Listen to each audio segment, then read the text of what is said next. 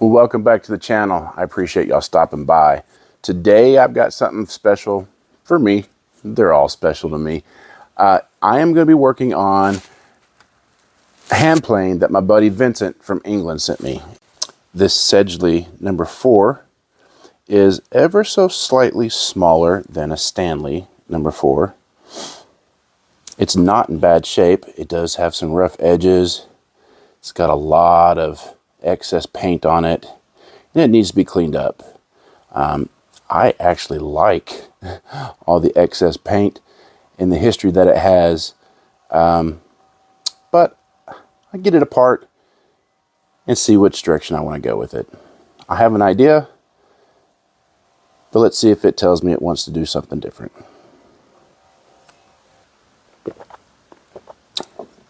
So Vincent sent this to me months ago, and because I've returned to work and I've had a lot of custom orders, I haven't been able to get to it, but I'm finding the time to do it, and I hope that he is proud of what I end up doing with this.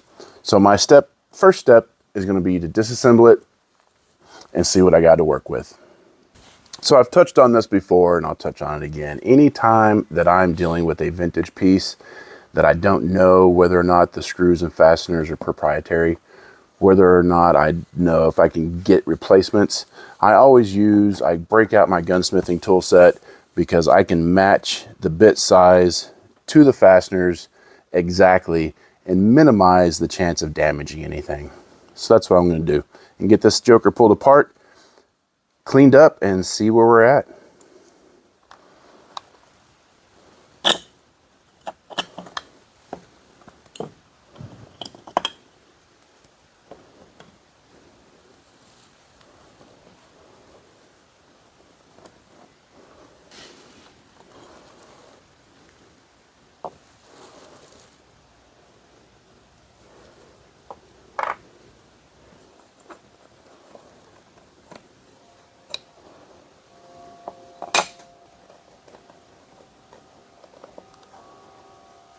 That I noticed, I've mentioned earlier that some things may be proprietary. The screw that holds the chip breaker and the blade in actually had a spring to help with tension, which I've never seen on any Stanley before, which was kind of cool. To remove the threaded piece that your depth adjustment knob goes on, I have two sacrificial ones from Stanley, but the threads on here are completely different. So it goes back to being extremely careful disassembling vintage and antique items, because you never know whether or not you're going to be able to find the parts. And this Sedgley, from what I understand, is extremely rare and hard to find in the UK, let alone the United States. And that is why I'm not going to try to force this out. And I normally remove this, but it was being stubborn, so I'm not going to take the chance. Next thing is just to give it a bath and see what she looks like.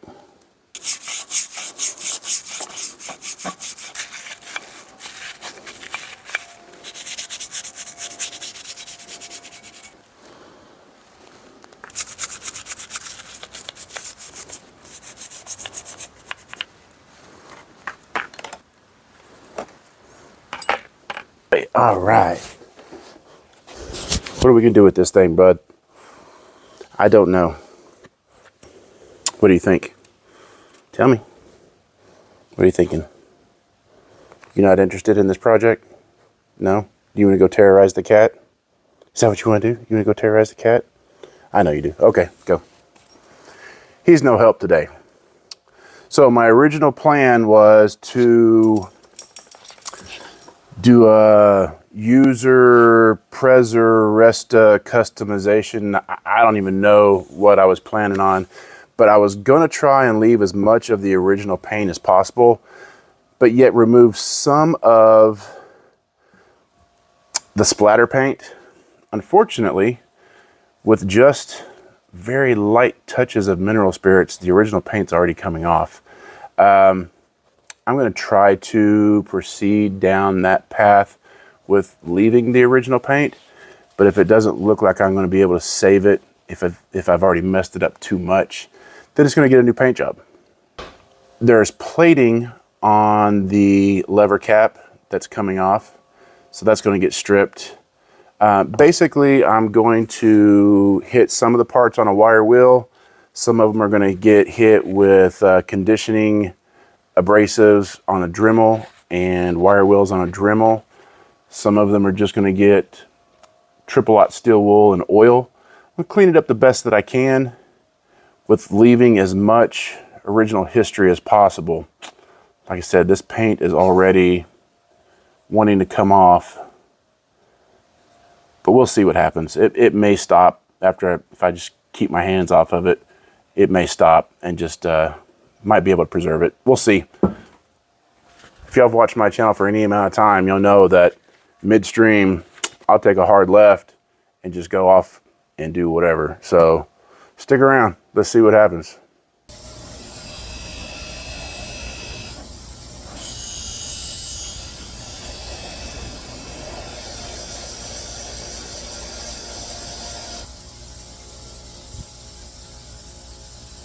Hard to tell, but there's some almost gold. It's more of a yellow paint in there.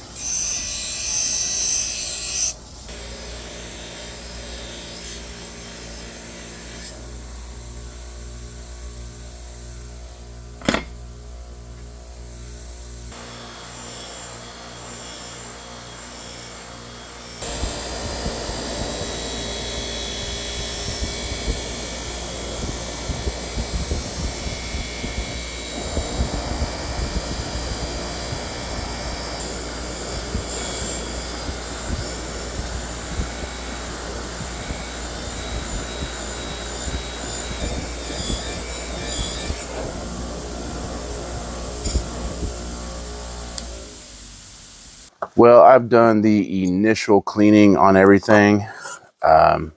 Still got a lot of work to do on the whole project. This iron is bent.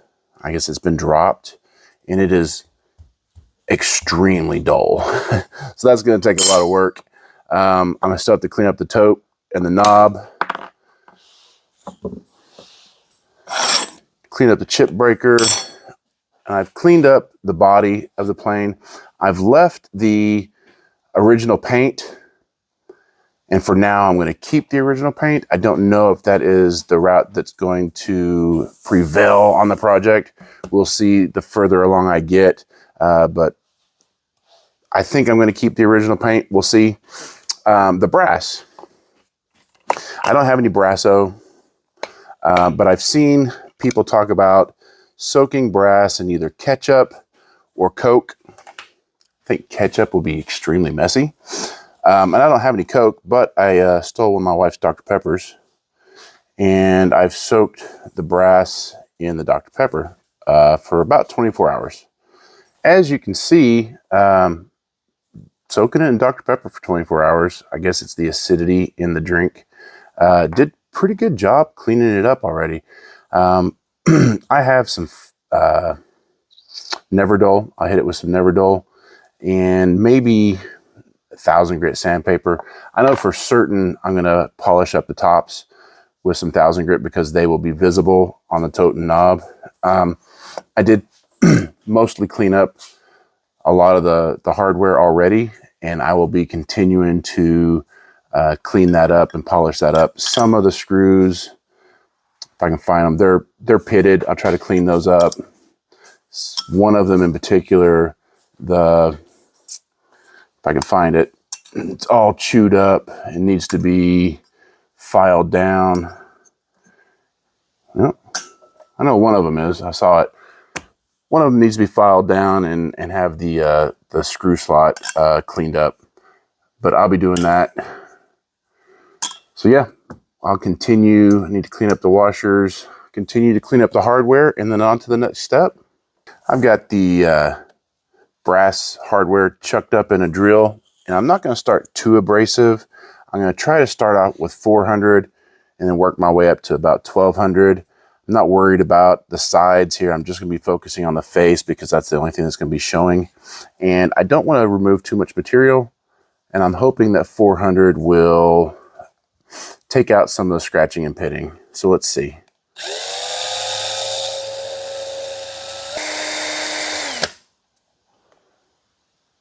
Yeah, there's a little bit of pitting in there that's a little bit too deep. So I'm probably going to go a little bit more aggressive and then work my way back. I don't know if y'all can, yeah, it's not too horrible. I don't know if y'all can see that or not.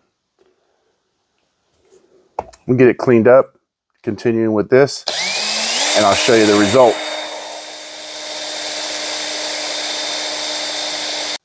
So I've cleaned up one of the brass pieces. I did 400, 800, then 1200 grit, and then I hit it with some Neverdull because that's what I have on hand. Let me show you all the difference in the cleaned up piece and the piece that hasn't been cleaned yet. Or well, the piece that's only sat in the Dr. Pepper for 12 hours. Hopefully y'all can see the huge difference just in what took me about 5 minutes to polish up that brass with a little bit of sandpaper and some good old Neverdull. When I'm out of the Neverdull, I will try some Brasso or some Flitz, but because I've got that right now, I don't feel the need to try the other stuff. I know they probably work just as well, maybe better, but Neverdull has got a special place in my heart because of everything I had to clean with a very small piece in basic training. Just got a basically Scotch-Brite wheel attachment, reconditioning wheel for the Dremel, and I'm just cleaning up some of these other parts.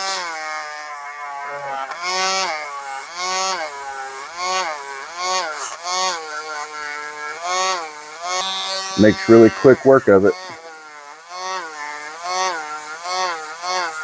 This hardware is definitely cleaning up pretty nicely, but the screw that holds the lever cap and iron together, I could not get it to check up in the drill, so I'm putting it in this little hand vise, and I'm going to break out some files. I don't know if you can see how it's boogered up a little bit, not horribly, but I'm going to try to clean that up with some files.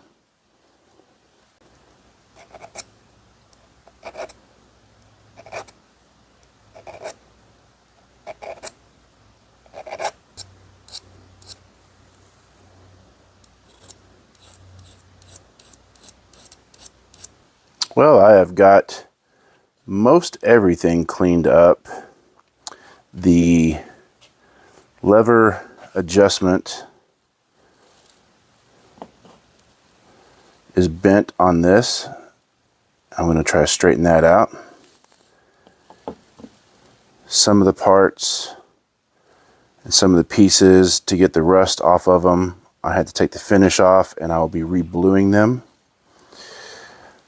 The iron, like I said earlier, is bent. I'm going to try to bend that back. I'm not sure how well that's going to work because it is tungsten, but I'll give that a shot. But yeah, most all the hardware is cleaned up. All I have to do now is clean up the tote and the knob, flatten the sole,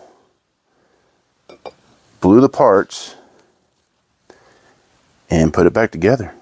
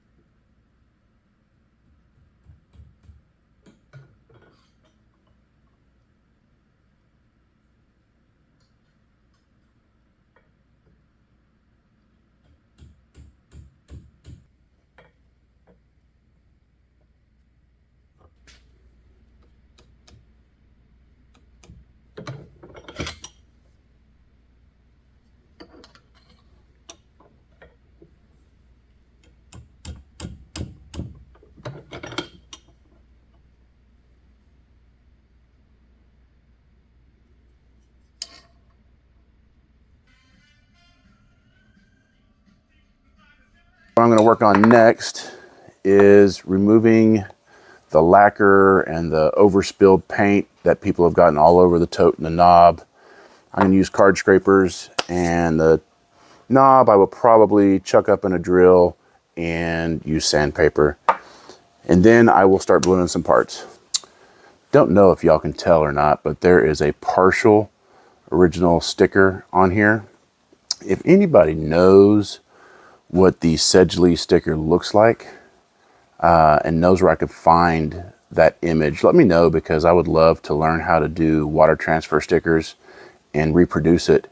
But there's not enough of the sticker to try and salvage, especially since I'm going to be refinishing the tote and the knob anyways.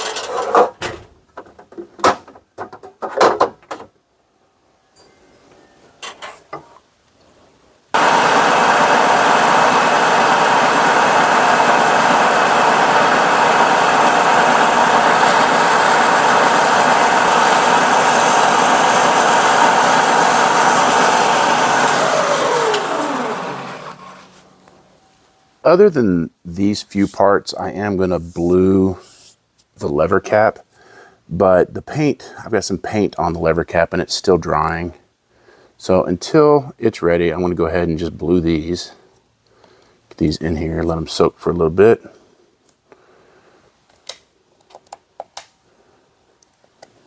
They've already been degreased and cleaned. I'm trying not to get any oils on them with my hands.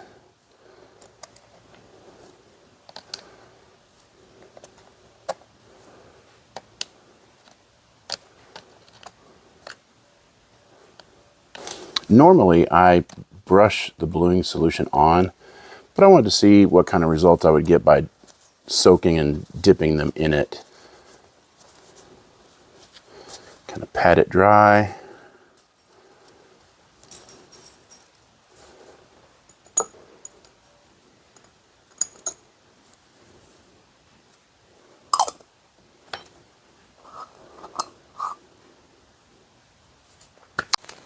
As you can see, I do have this chucked up in a vise, but I am not putting any pressure on the wings or of the vise. I am solely putting pressure on the body where there's meat.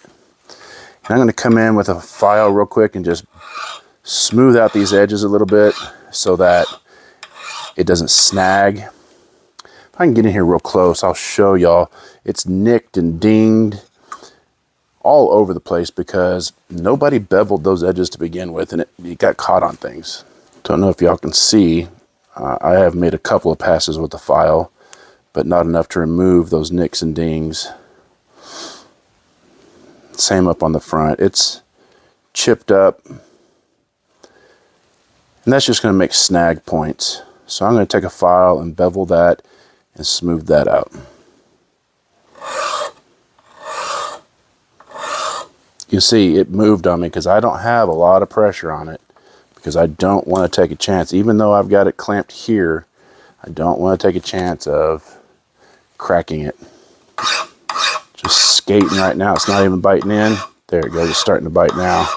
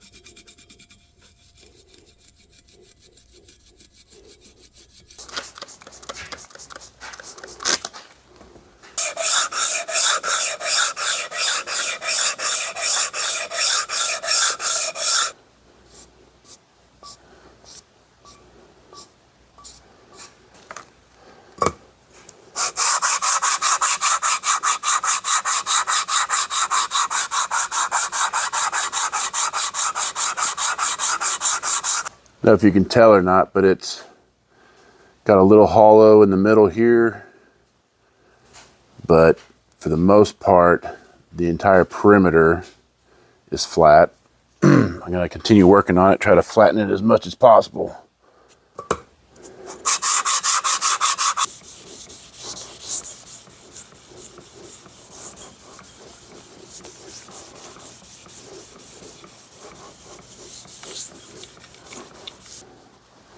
I started at 100 grit.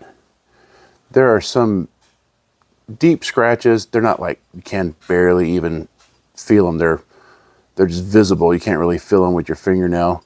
But there's some scratches in here that would have taken more than 100 grit, lower than 100 grit to get out. And I didn't want to go lower than 100 on this. But I started at 100, went up to 1200, and it's got a little bit of a hollow here. But here looks dead flat. The entire perimeter all the way around, at least a half inch all the way around, looks dead flat. I think it's going to work really well. I'll put it to the test and we'll find out. All I've got to do now is sharpen the blade because it is really dull. Thanks. You know, this thing came apart really, really easy. I almost thought Vincent pre-disassembled it for me because most everything was just finger tight. But then I looked at the blade and that thing is so dull, it won't even cut butter. Unless he pre-disassembled it and then beat the tar out of the blade to test me. I don't know, I'll have to ask him. Or maybe he'll chime in the comments. But yeah, I got my work cut out for me on that blade. That's going to take hours. That iron's going to take hours to sharpen. But I'm up for it. So let's get started. The lever cap, and I'll try to get a close-up of it.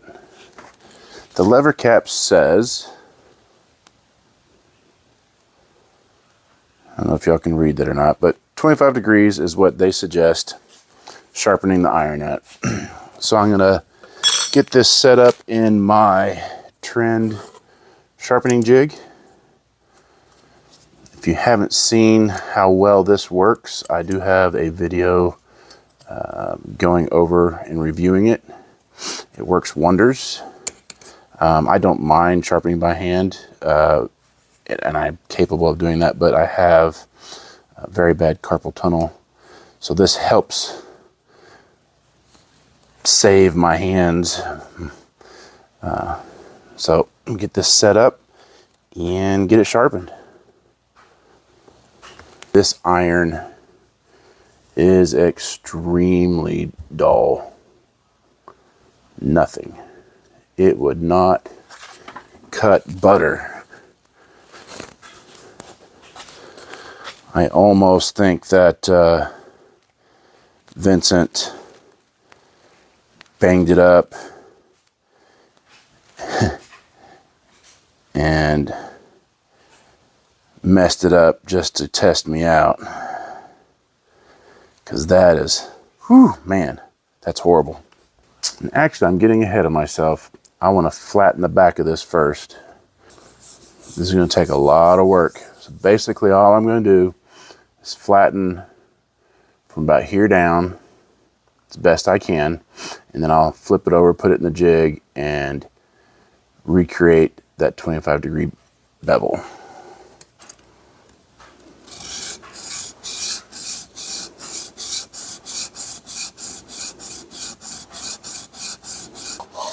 $22.08, and somebody's practicing their Second Amendment.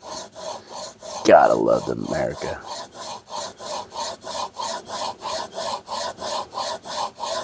Wonder if they got a pig. Man, I should be out there shooting pigs right now.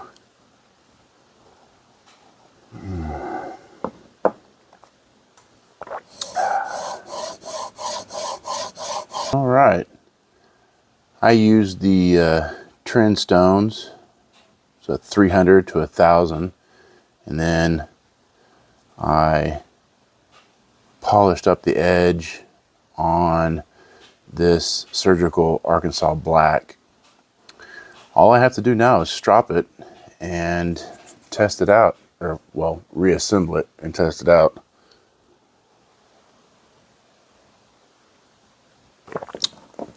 Sharpening this, it was really bad. It didn't take as long as I thought it was going to take. It took about 45 minutes though. I think this is going to work really, really well. So I'm going to strop this and we'll see how sharp it is. Well, I spent about an hour getting the back flat. It's pitted. It's not pretty, but it is definitely flat. Parts of it are a mirror finish, but because of the pitting, I didn't waste a whole lot of time, unnecessary time on it. I spent about 45 minutes refining and resetting the 25-degree bevel. Let's check out the edge and see how sharp it is.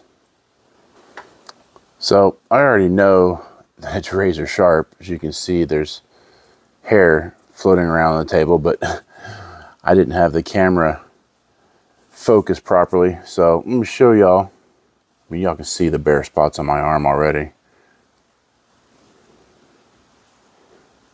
Just taking the hair right off my arm.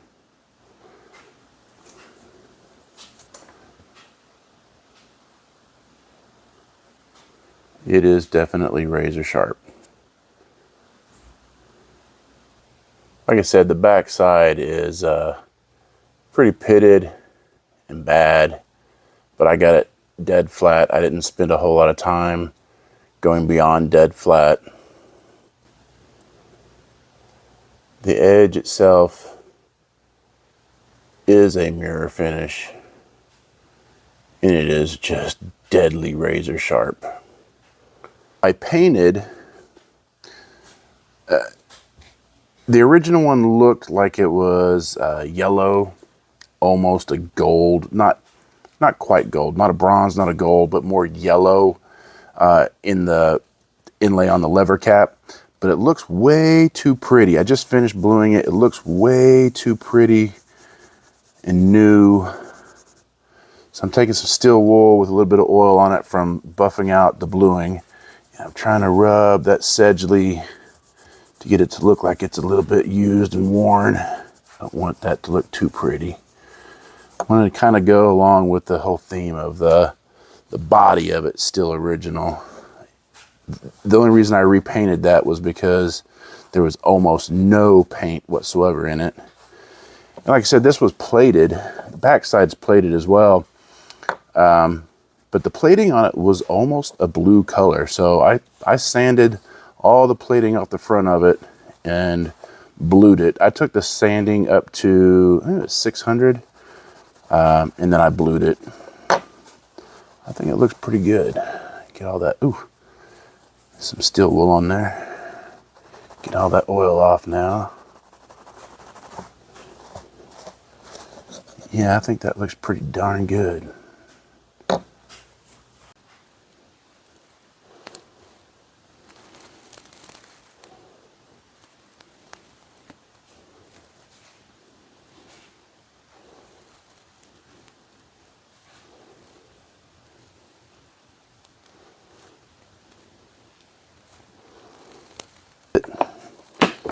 Let's get her back together.